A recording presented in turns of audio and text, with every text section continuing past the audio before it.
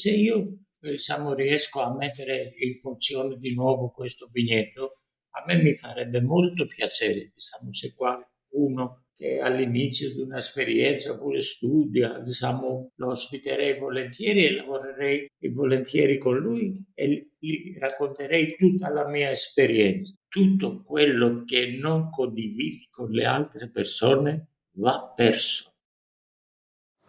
Benvenuti! Welcome to the next generation. With me, your host, Giulia Stocchetti. Join me as I take you on a journey to discover young stars of the Italian food and wine world. Pronti? Andiamo! Hi everyone, and welcome back to a new episode on the Italian Wine Podcast. Today's episode is one of a kind. It is a call to action addressed to young wine people with a strong passion for wine who'd like to carry on Niko's work, following in his footsteps by taking over his winery and vineyard in Taurasi, where he grows Aglianico in synergy with nature to make natural wine. The interview will be both in Italian and English, with the support of Niko's stepson, Guglielmo, who helps him out both in the winery and in the vineyard. Niko's story is unique. He is slowly overcoming a difficult moment in his life, and I can't wait to let him on the scene. I'm sure he will be an inspiration to all of us. So, Niko, hello, and thanks for being with us today. It's such an honor to get to know someone like you. How are you today? Buongiorno. Allora, io prima di cominciare ti volevo raccontare una cosa.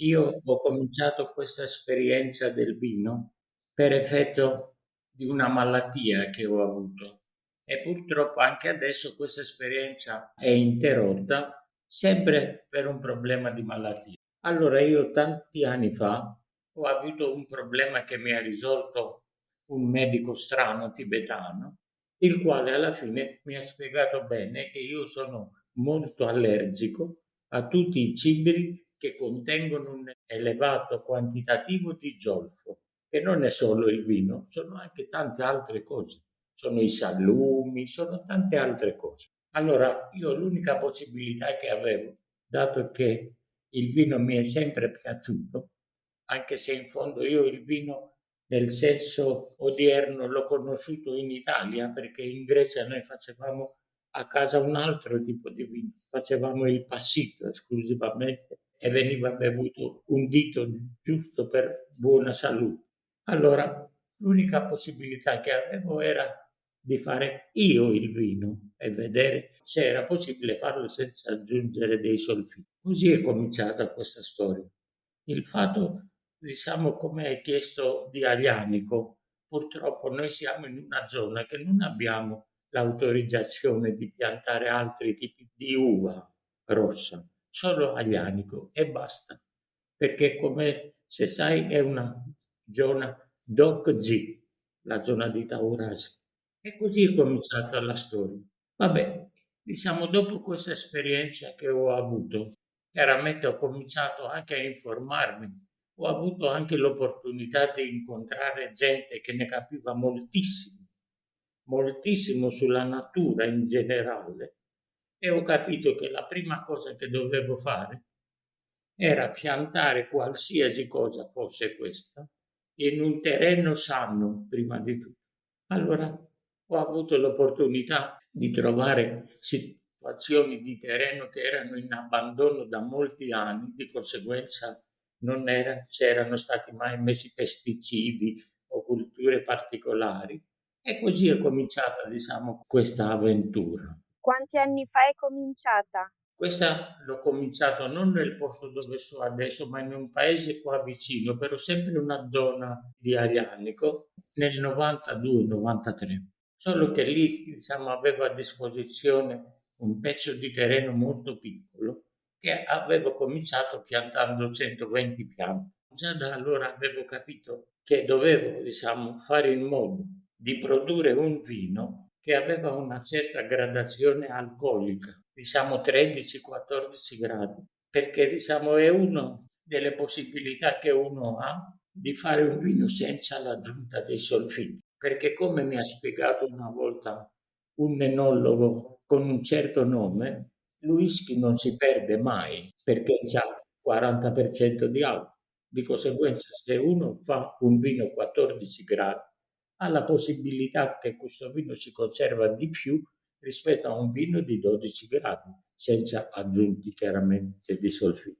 E così è cominciata in fondo, sai, la mia storia, una storia semplice, diciamo, io ho cercato man mano perché ho avuto l'opportunità di incontrare anche altre persone che producevano vino e avevano anche una visione della natura un po' diversa. Non faccio niente di particolare, diciamo, faccio delle cose che altri non fanno, perché per me tutta questa esperienza, data la mia provenienza, è una questione, diciamo, di fare festa, cantare insieme, ballare insieme, mangiare insieme e lavorare nel vigneto insieme. La cosa, diciamo, che so, che è una cosa, diciamo, che è stata più volte presente anche Guglielmo, noi durante la raccolta non va a finire dentro i tini, nemmeno un chicco malato. Ci mettiamo un sacco di tempo, diciamo, di pulire, diciamo, questi grappoli e di conseguenza, come mi ha detto un famoso enologo della zona, ma se metti dentro un prodotto sano perché lo dovresti abbuffare di solfiti? Ti posso dire soltanto che è stata, diciamo, una passione di 30 anni e la cosa mi ha coinvolto molto perché lo sapevo da piccolo, diciamo, che io avevo un rapporto con la natura un po' particolare, anche se i primi 20 anni della mia vita l'ho passati nel mare, diciamo, più che nella terra. Nel mare a fare che cosa? È perché sono nato in un'isola da una famiglia di pescatori, insomma, mo stiamo parlando degli anni 50, eh. Anche la Grecia era tutta un'altra cosa rispetto a uno, diciamo, che incontra oggi.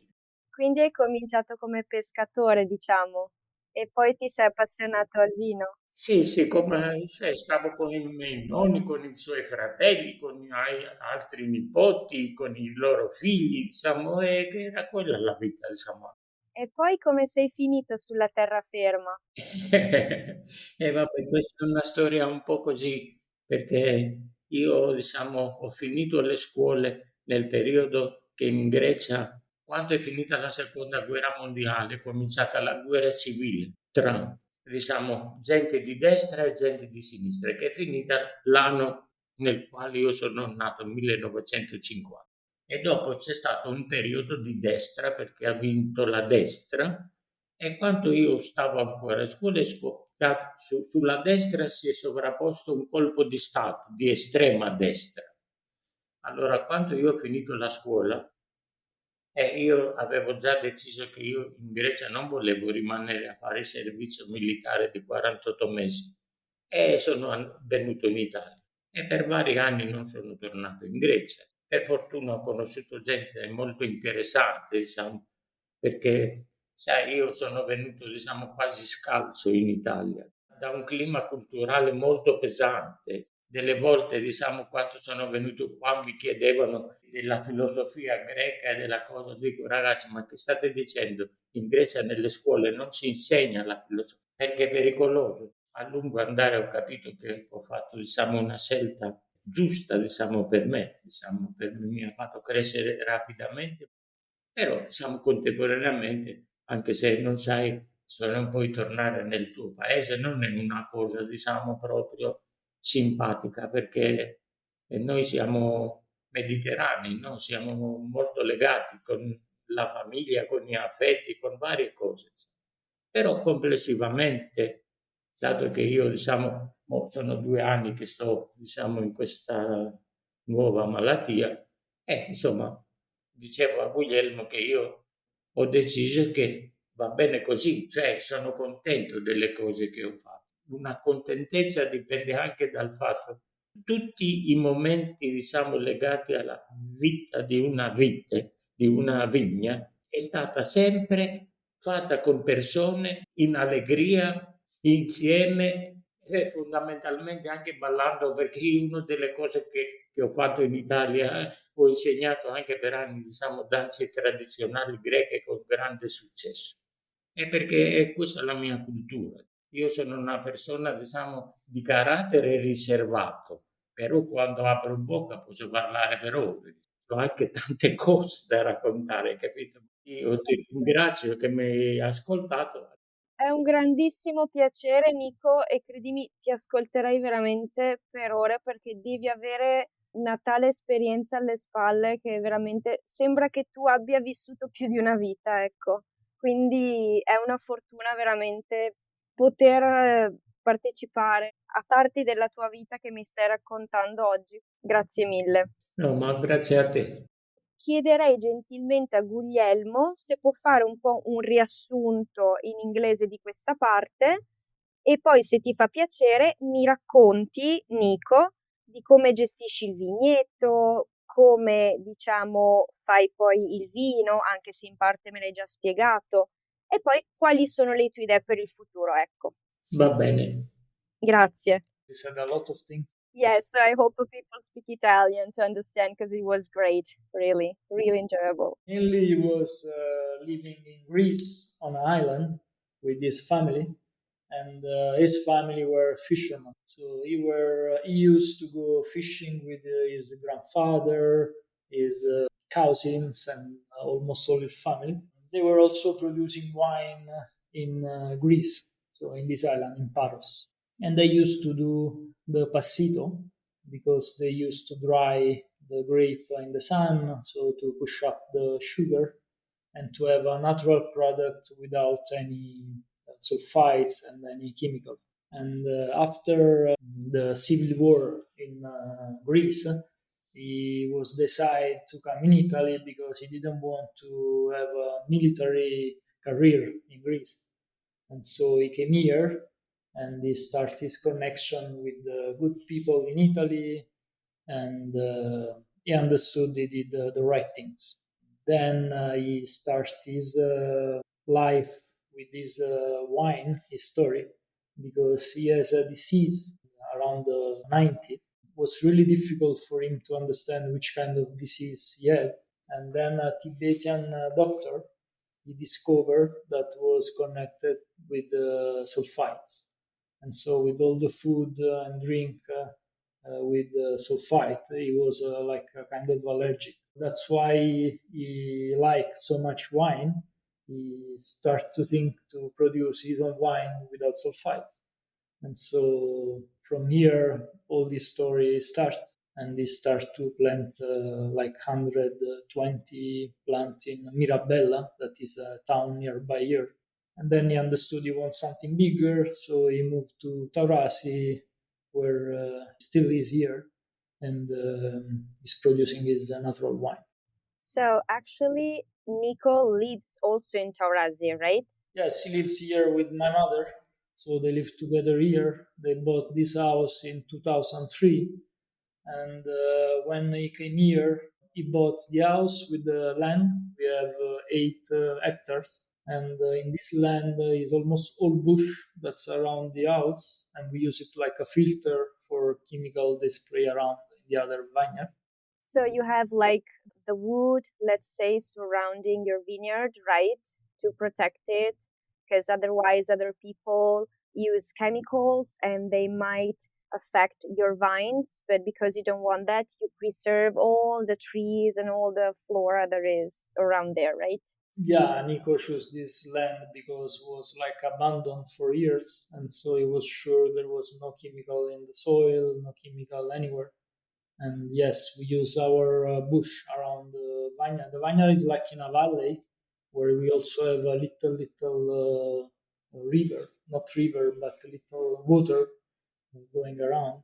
So we have our own water in the land, and we have all this bush around. So it's really spectacular natural place. Sounds like a noisy. And in this land he bought, we already had like 800 plants in the old vineyard, and then he planted other 1,600. So we have 2 vineyards. How many bottles do you make a year, more or less? I mean, when you do the wine in this way, you can't tell a year because sometimes we don't do wine for many years because sometimes rain, sometimes something happens. So to produce the wine in the way Niko like, the grape has to be perfect because otherwise you are putting something sick in your wine. And for sure, you need chemicals. That's why, because they don't look what they cut from the plant. Normally, it's like automatic.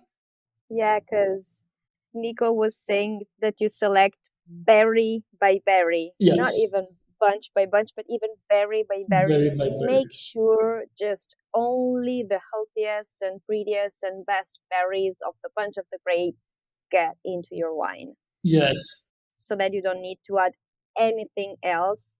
Because starting from a healthy and high quality product, in this case, this Aglianico, Niko's Aglianico, I will call it, the wine will come really nice, natural, and won't get spoiled, even if you don't add sulphites or other preservatives, just because of the quality of the land, of the viticulture that is practiced, and just basically following the pace of nature. yes. Mainly the rules is to trash and trash. We trash a lot of grape, also because the rule is that if a percentage of the grape is bad, also if you have someone that are good, we trash everything because the percentage of sugar will be compromised. So we only take the really good one. And also before the moment you have to cut the grape to make the wine, we go in the vineyard to trash a lot of grape to push up the quality of the wine. Maybe Nico will explain it later better. So there's like grape selection first in the vineyard before the harvest, Yeah. and then you select the grapes when you're actually harvesting only by hand, right? In a Yes. small crate, I guess. Yes. And then there's another selection in the winery before starting the fermentation, right? Normally, we don't do that because we are really careful to bring in the canteen only what is already selected. Okay, perfect. Mainly, the concept is the quantity is going against quality. So we don't do quantity, but only quality. And to answer your question, I think our best year we did 3,000 bottles. Oh, such a small production, but I guess like the wine should have been like an ambrosia, like the nectar of gods. I mean, Forse un po' troppo. Nico dice also less than 3,000. yeah, wow. And we used to drink the wine after 7 or 8 years. Okay. And we also tried one of the first bottle we produced in 2003 last year and was really good. So Oh, wow. That's amazing. yeah, It's hard, I guess, for people to find your wine. as you know better for sure than us, we don't have official production because we don't have enough land to have a good compromise for what you spend and what you gain. So mainly we drink the wine ourselves Ah, okay, so it's a private production. and then we give it to friends mostly. Oh, okay. So it's basically really Niko's production. I mean, it's Niko's family production, let's say, and you do it just for yourself. So you don't sell it. Yeah. Oh, beautiful. I mean, we can sell it not in bottles because we are not allowed. That's why we give it to friends. And many times they use our cantina to put themselves the wine in the bottle or something like this. Mainly, yes, we share our wine with friends and family. Yeah, I like Niko's idea of the wine that is for sharing, that is to, to party, to spend time with friends, with people, cheering, being happy, eating something. It's really also like a Greek idea because it makes me come to the mind, the old myths of, for example, Bacchus, Dionysus celebrating, so Yeah. it's really cool. Yeah, also because to make the wine in this way, you need a lot of people and a lot of time to select every single grape. So you have to understand that for us it's like, I don't know, 10 days instead of maybe half days for a producer that do it with a tractor or whatever. So we have a party for 10 days with our friends and our family with music and it's really nice. Oh, that should be beautiful. That's also why you make really good wine because you put so much love, so much passion in what you do that the result must be outstanding. You know what I mean? at least a wine with personality. I mean, I picture your wine like something that is lively, that is like alive, that is a universe just in this bottle or glass or whatever it is, a container, but it's like the joy of life in a glass. You know what I mean? Spreading the light, spreading the happiness, and the joy of sharing. So that's how I picture myself your wine. And I hope that maybe one day I'll be able to try some, but especially to meet Niko in person, because he must be such an interesting and great person. So, well, so I have a question for Niko. Guglielmo, maybe you can translate it to him. What do you think? Yeah, for sure. And I was wondering, like, having created all this heavenly place where to make wines, how do you picture the future of your place, of your winery, of your vineyard? What are your aspirations for your place in the future? Giulia, io adesso ho sospeso tutto perché diciamo sono 2 anni diciamo che entro e esco dagli ospedali e così via, ma non è solo questo, è che questa zona qua, questo periodo, sta soffrendo terribilmente della mancanza di manodopera. Non riesci più a trovare nessuno che fa niente. Tieni presente che nella zona, forse vabbè, è un'azienda che penso è conosciuta in tutta l'Italia, i feudi di San Gregorio hanno abbandonato la metà dei vigneti, non trovano più persone. Di conseguenza per me è ancora più difficile, perché io ho collaborato con un ragazzo che ho conosciuto aveva finito la scuola e aveva voglia di lavorare e mi ha aiutato, diciamo, per quasi 20 anni. Però chiaramente dopo le persone crescono, fanno famiglia, cercano di trovare un posto fisso e così. Di conseguenza la mia difficoltà adesso è di trovare qualcuno che però, diciamo, ha capito che cosa voglio dire, trattori, diciamo, cose anche meccaniche, non soltanto manodopera, diciamo, no? Perché è anche un vigneto che adesso è abbandonato da 2 anni. Certo, certo. Quindi giustamente ha bisogno di manutenzione. Per tornare un po' indietro, perché qualcosa mi aveva accennato Guglielmo, di conseguenza per me adesso è tutto sospeso, perché se non riesco a risolvere i problemi della salute che ho adesso, io non me la sento, diciamo, di avventurarmi in cose senza aiuto e con qualcuno che ti aiuta al vigneto, ti deve garantire una presenza di 10 mesi. Non diciamo, viene, lavora un giorno, il giorno dopo se ne va e così via. Non è così, almeno le cose come le ho fatte io. In ogni modo ti volevo dire che io delle volte apro qualche bottiglia di 2006, 2007, 2005 e dico mamma mia, ma come che sto vino diciamo non si è perso? Come mai non si è perso questo vino? Allora ti ho detto io, diciamo, la prima cosa che ho fatto all'inizio e anche adesso, diciamo, di coltivare questo vigneto su un terreno sano. Allora, ti voglio dire che se vieni a fare una passeggiata e con un zappettino dai un colpo nel terreno, ammazzerai almeno 3-4 lombrichi. Cioè io ho una terra piena di lombrichi, non ho mai messo una goccia di concime, però ho deciso di seguire un vecchio agronomo che mi ha detto non lavorare la terra con i trattori sopra, non fresare, perché la parte diciamo superficiale della terra è quella fertile. Allora mi ha consigliato, tu fai crescere l'erba, quando diventa 30-40 cm, taglia l'erba e lasciala sopra, diciamo, al vigneto. Questo è quello che ho fatto, diciamo, sul terreno, mai messo una goccia di concime, non parliamo di diserbanti, che quando io sono venuto qua a Taurasi i diserbanti li buttavano a destra e a sinistra, perciò adesso diciamo, c'è un sacco di ragazzi che stanno diciamo, con i tumori, diciamo. Perché la gente guarda solo queste cose e non guarda diciamo, tutto quello che succede intorno. Dopo, io l'allevamento, perché io il vigneto l'ho fatto con l'ispettorato agrario, non è che l'ho fatto diciamo così, con autorizzazione, ho dovuto pagare le quote per poter piantare il nuovo vigneto, perché io ho trovato un vecchio vigneto che però abbastanza malandato.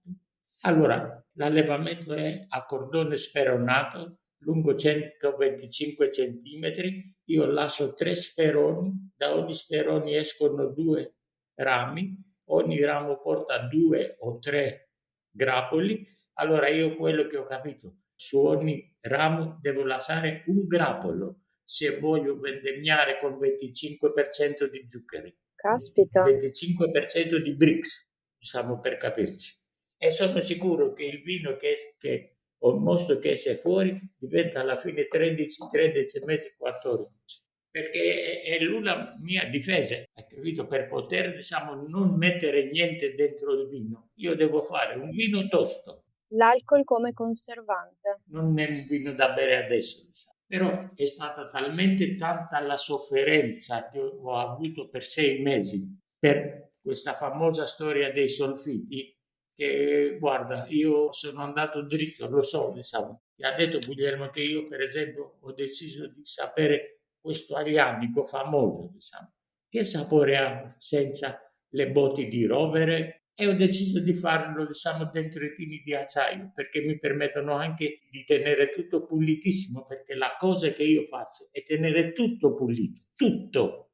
Quindi un vino proprio autentico, la pura espressione dell'aglianico, senza influenze di legno, di tostatura, proprio il frutto che si esprime nel calice. Appunto, questo. Perché ero anche curioso, perché qua in zona, e io avevo assaggiato i vini, non è che non li avevo assaggiati, ma certi erano esageratamente carichi, diciamo, di rovere, cioè troppo. Dopo ho scoperto che la gente, mica che tutti compravano le botti, diciamo, da 500-600 euro, mettevano dentro il truccio. Infatti nella storia del vino di Niko, questo vino è stato bevuto anche semmai da qualche esperto. Tutti sono convinti che è un vino novello, quando semmai è una bottiglia che ha 8 anni o 10. Mannaggia, è pazzesco, è incredibile. Guarda, insomma, io ti ho detto, ho avuto questa esperienza breve, però ho pensato, diciamo, che se non fai, diciamo, che ne so, un centinaio di vendemmie puoi capire poco, diciamo, non soltanto sull'uva, su tutte le piante. Guarda, ti dico una cosa, io quando sono venuto qua e ho detto che io taglio i grappoli per lasciare meno, sai che cosa mi dicevano? Vabbè, ma tu hai perso la produzione e mo ci racconti storie. E dici, ma perché li tagli? Dico, scusate, voi diciamo che avete i melletti e gli albicocchetti, diciamo che vendete alla ZUE la frutta che fa gli omogeneizzati per i bambini. Che cosa vi ha detto la ZUE? Di lasciare solo un terzo della produzione, perché quanto la frutta è troppa, l'albero non ce la fa. E io la stessa cosa ho fatto, solo che non l'ho fatto sugli albicocchi, l'ho fatto sull'uva. Però mi rendo conto, diciamo, che una cosa sono io o altre persone, perché mi è capitato di conoscere anche altre persone con queste idee strane. E un'altra cosa è, diciamo, uno che deve per forza vivere, fare. Io ho fatto tante cose nella mia vita, diciamo, anche in contemporaneo, facevo 2 o 3 lavori, perché avevo tante di quelle passioni che non potevo stare fissato sempre su una. Va bene, insomma, questo è. Bene. Guglielmo, se vuoi riassumere. Questo è difficile. Che cosa? Per fare un riassunto. E vabbè, io diciamo, penso diciamo, che la cosa importante è che uno diciamo, si fa trasinare anche dalla passione, dalla curiosità di sperimentare, non fidarsi sempre, diciamo, certo che esistono canoni per fare il vino e così via, però dipende anche dal progetto di ognuno. Io ho fatto questo vino perché mi piace il vino, perché tieni presente, cioè noi quando andiamo in chiesa da bambini a fare le comunioni, il prete con un cucchiaino ci mette in bocca il vino dolce con un pezzettino di pane. Di conseguenza, diciamo, questa follia del vino sta, diciamo, nel nostro DNA. Instillata fin da piccoli. If you want, I can try to do a little resume of what he says. And mostly everything is based on nature and do the wine in the most natural way as possible. He never worked the soil because he learned that the first 10 centimeter of the soil is the part of the soil that have more nutrients, and that's why it's not necessary for us to give fertilizant to the soil. because we don't need it. And for sure, nothing to kill the grass, but the rule is to wait the grass to be 40 centimeter and then cut it and leave it on top of the field so it can automatically avoid to be burned from the sun and also to give nutrients to the soil. Then if you remove a little bit the soil, you will find a lot of worm. Normally is the sign that your soil is healthy and there are a lot of nutrients. Then he was selling that he leave only 3 branches, and in every one he was supposed to leave 3 grapes, but they leave only one because less grape you leave on the plants, then the plant is able to give all the nutrients to that grape. So you have more possibility to arrive to a good product with the right amount of sugar, because we used to wait until 25 of bricks that guarantee you a minimum of 14 degrees in the wine. And as I was saying before, a liquor like a whiskey never go bad. So the goal is to try to have more alcohol percentage as possible in the wine. So you don't need any consequence. And many times he was opening some bottle from 15 years or more, and he was questioning why they were still good. And the answer is because his work goal is to make everything really clean. All the container he used to store the wine before to put them in the bottle are not wood, because he doesn't like that all the wine main test is wood. And so to push up the flavor of Aglianico, he used a steel one, and so you don't have any contamination of flavor. That's why many people trying our wine, they always think about is something really young, also if it's maybe 15 years or 8 years old. That's really interesting, if I might say something, because most of the time people think that if a wine was aged in oak barrels, means that it has more longevity compared to a wine that has been made only in stainless steel tanks or concrete containers. But that's not true.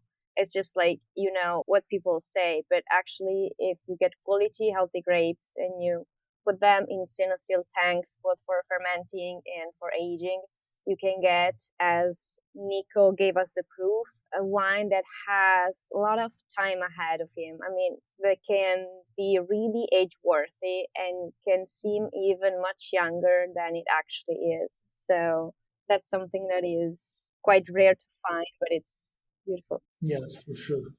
Also, sometimes they used to put the wine in the wood barrel because the wood give to the wine Tannins? and the Aglianico is characteristic is full of tannins. So that's why you have to wait at least 4 or 5 years before to drink it, because otherwise the wine is too tannic. It's not good to drink. So for sure, this is a characteristic that help Niko's wine to be aged.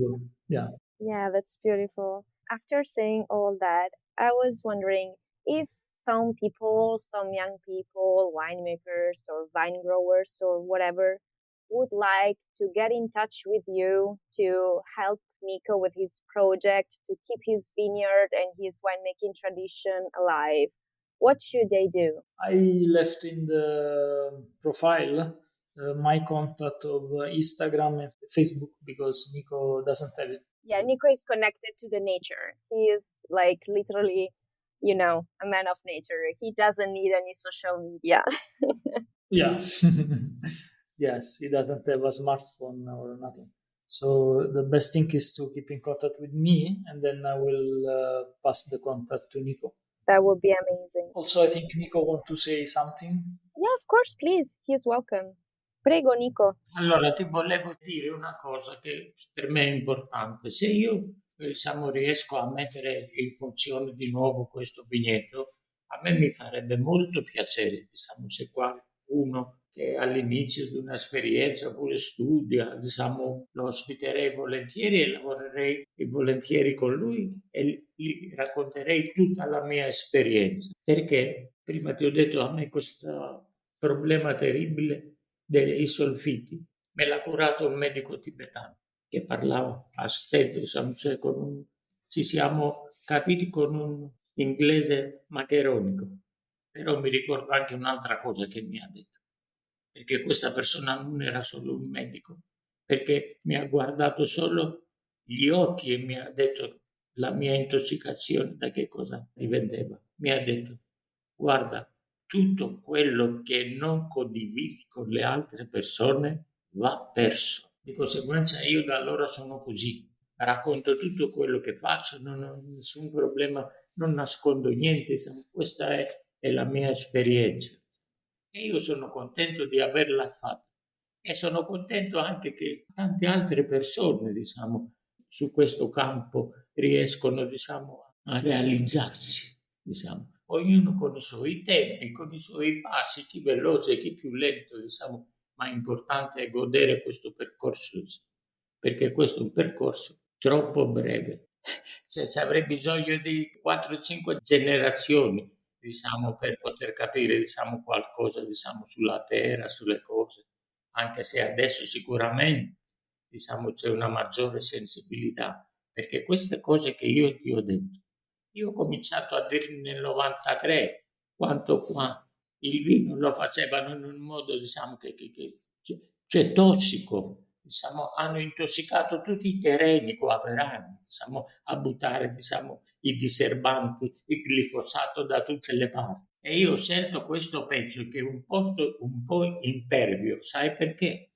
Perché c'ho intorno al vigneto una barriera di almeno 1 chilometro di bosco di querce, così il vento non mi porta, diciamo, le schifezze che buttano dal vigneto di sopra. Non avevo nessuna voglia, diciamo, di avvelenare la terra perché io sono nato e cresciuto in una terra difficile, in un'isola piena di pietre, senza un filo d'erba, senza acqua, aspettare piovere e raccogliere l'acqua per passare tutto l'anno. Io quando sono venuto in Italia, sai che cosa ho fatto? Sono andato sulle Alpi, ma non per vedere le Alpi, ma per vedere l'acqua che scorreva. Io non avevo mai visto l'acqua che scorre, era diventato un sogno, diciamo, per me e per tutti i miei coetanei, chiaramente in questi posti. Io ho vissuto, diciamo, questi anni, io dico adesso che anche adesso qua a Taurasi c'è una maggiore sensibilità. Non ho visto più, diciamo, i diserbanti buttanti sui bordi di strada per non andare a tagliare l'erba, perché io sono andato, diciamo, nell'oncologia, nell'ematologia, e io là dentro ero il bisnonno delle persone. Vedere persone di 17, 18, 19 anni, maschi e femmine, diciamo, pieni di leucemia, insomma, ti viene da piangere. Va bene, io ti ringrazio, diciamo, per il tempo che hai dedicato e ti assicuro che adesso che abbiamo questo contatto, se io riprendo, diciamo, a fare delle cose, se qualcuno vuole venire a visitarmi, mi farebbe molto piacere. Nico, ti ringrazio io tantissimo per aver veramente condiviso parte della tua incredibile esperienza e soprattutto per essere stato così tanto di ispirazione. Ti ringrazio. Mi è un po' commosso, sinceramente. Sai, sono commosso anch'io. Ti ringrazio molto. Grazie davvero tanto. Ti auguro ogni bene, tutto il meglio Anche a te. e che quanto tu hai, diciamo, vissuto e filtrato attraverso quello che sei e quello che senti possa continuare nel tempo anche in futuro con chi porterà avanti quanto tu avrai da comunicare. Davvero. Ti auguro ogni bene. Grazie mille. Grazie Nico. Buon pomeriggio. Grazie, arrivederci. Buona vita. I am lucky because I can hear a story often. And, mainly, like before, he was saying that the goal is always to respect the nature because when he came here, everything was quite poisoned by bisulfate and all the chemical they put in the soil to avoid herbs growing and everything because they don't want to spend the time to cut. And have manual work. So many times, if you ask people why they are doing that, they tell you because it's cheaper, because it's faster, and so you don't have to pay people handily working in the soil. And for sure, now is becoming really hard for Niko because all the people, and I saw that it's true. I live in a city, I'm a sailor, and I have a different kind of life. But I guarantee you that all the people that was born here, I think like everywhere, their dream is to move to the city. And so the end of the story is that the field are abandoned. Also, if Taurasi is really known in the world for the wine and Aglianico di Taurasi, but all the vineyards are abandoned, and the people they are moving because there is always some industry growing, and people prefer to go to the industry because they think that work the land is something wrong. They have the dream to live in a city. Normally, it's the opposite of the city people, because city people they would like to go in the countryside, and people born in countryside they want to go to the city. For sure, the work is not well paid, I have to say. Our problem is that we don't use a lot of machine, but mainly we do the work by hand. And Nico was telling me before that someone tell him that he's crazy because he cut the grass handily between the plant of the vineyard and normally use a machine. But he doesn't want to because he doesn't want the contamination of the smoke of the tractor, or he doesn't want to move the soil, and so it's not possible to have the same effect by a machine. So this is his main problem is like he feel abandoned in this field because everyone is moving away. And I also honestly was trying to contact someone to rent some machinery because sometimes we need it. But in the past we were using the one of the neighbor or someone. So he never bought a tractor because it was something like a moment to enjoy and to share with someone else coming here to help. So now that everyone is gone, we don't have any help, and that's the main reason why he's not able to take care of the land.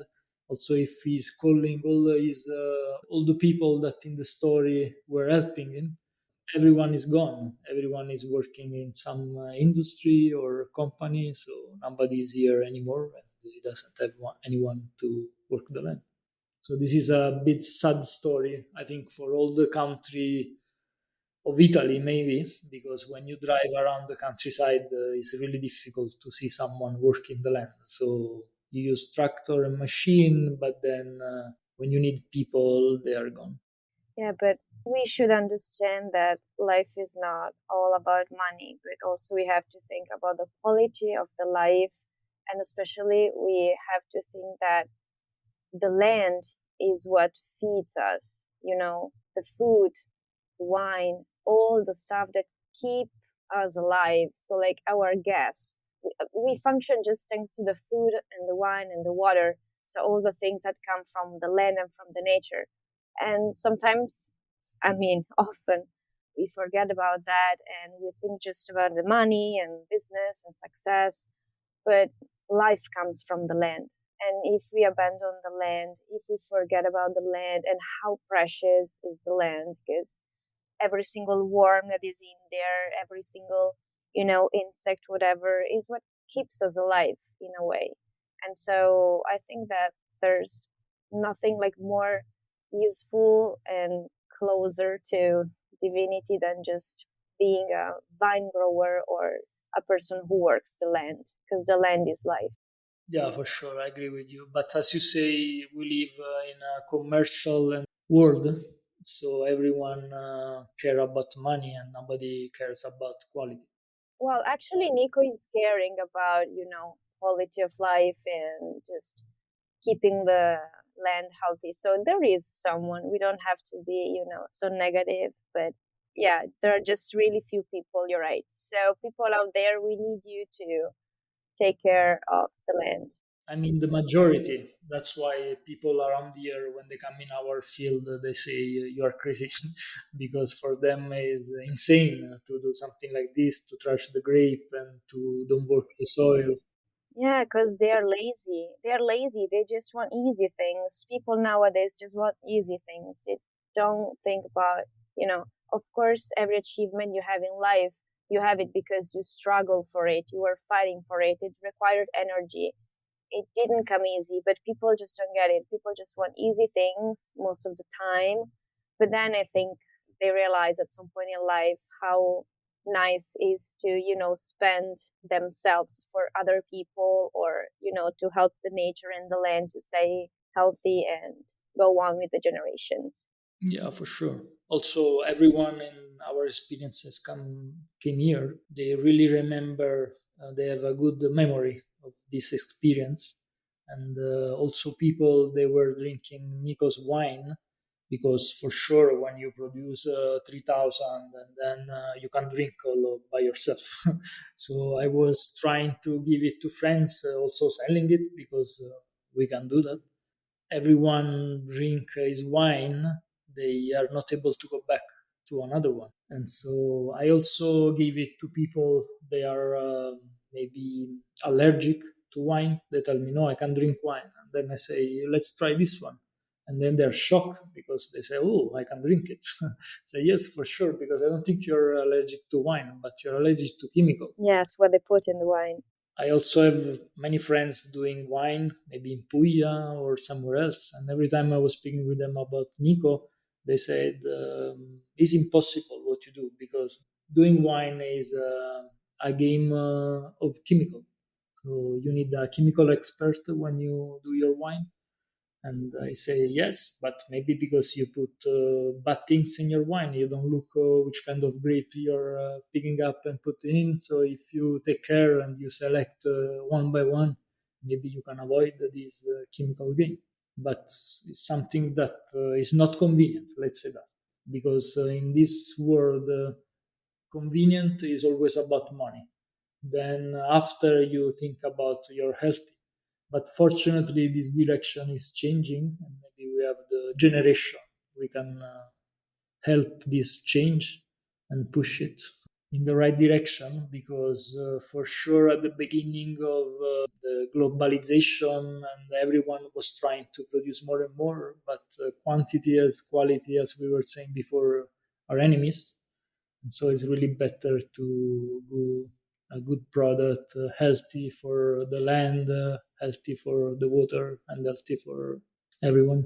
But we have to remember that with the money we can't buy our health. So we must take care and make sure to try to live the healthiest life we can, avoiding dangerous stuff for us, just, to live better. But I'm sure that there are some people like Niko who try to pass on this philosophy and this vision of life. So for sure there will always be people, who will take care of the land and of quality life instead of quantity and just money. So it's also quite a trend with bio, no, in these years, because is something happening.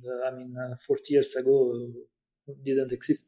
Yeah, exactly. More and more people are trying to do that. So that's a step forward. So we are on the way. Come on. Yeah, for sure. Well, I guess that's a wrap. And if there's anything else you'd like to add, you're welcome. Otherwise, we're good. For us, we can stay here speaking for hours, but I know we have a time limit, so I think we are quite over this time limit.